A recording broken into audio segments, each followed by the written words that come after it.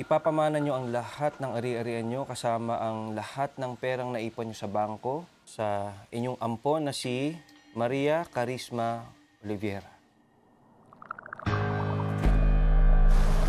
Alam kong goma yan. Ang gagawin mo sa goma? Panali po.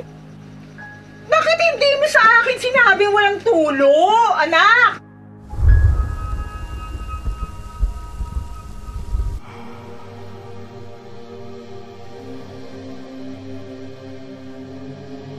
Edmar, kailangan mo na magtrabaho. Ha? Ayusin mo kasi yung sarili mo.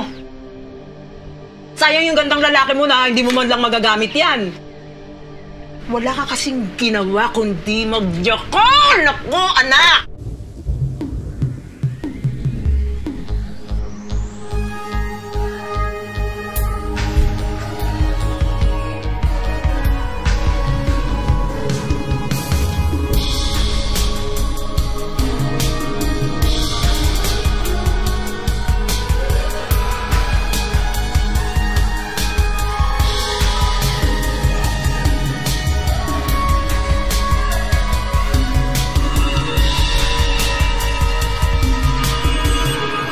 Mga walang iya kayo!